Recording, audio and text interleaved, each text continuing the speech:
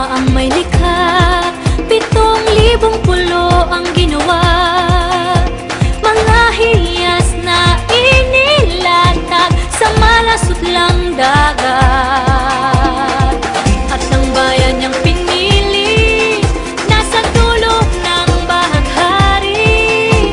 Kaya't 1,000 kulay nangaakit kumakaway. Piliin mo ang inang Pilipinas, kapulo ang kwintas ng perlas. Piliin mo, yakapin mo, kayamanan niyang likas. Piliin mo ang Pilipinas.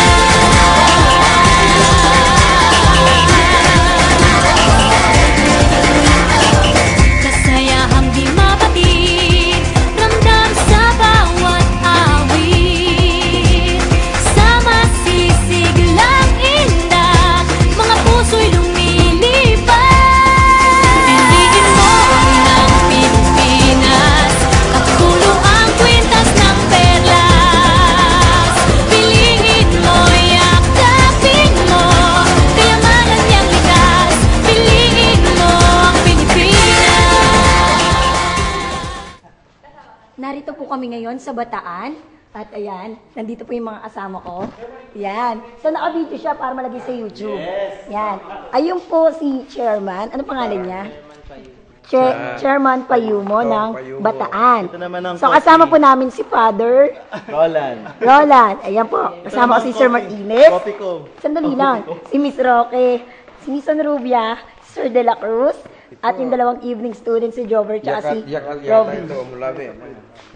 So, ito po yung tinatawag at ipinagmamalaki nilang Coffee Christ. Yan, kung mapapansin nyo, yung mga details. Ayan, ayan si Jesus Christ. Bawal ako mag-say ng bad. Ayan po. Tingnan nyo po yung kabuuan. Chairman, sino po ulit gumawa po niyan? Nag-design si Architect Nes David, pero ang gumawa ay mga artists ng Betis sa Pampanga, doon sa may tulay ng Santa Cruz, no? Kita ninyo to, lahat branches ng coffee tree. Itong mga siko, yun ang mga buko ng coffee branches.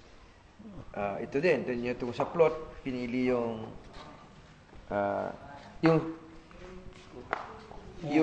tuhod. Puros kalyo nga sa kada dapa. Buko. Talagang detalyado. Buko yun ng coffee tree. Pati itong siko. Pero yung muscle, yung cup, talagang kitang-kita mo. Mga branches ng tree. Ang galing. Pinagpatong-patong. Yan. Sa halip na umuukit at binabawasan yung isang block of wood, ito pinagpapatong-patong. Ang galing.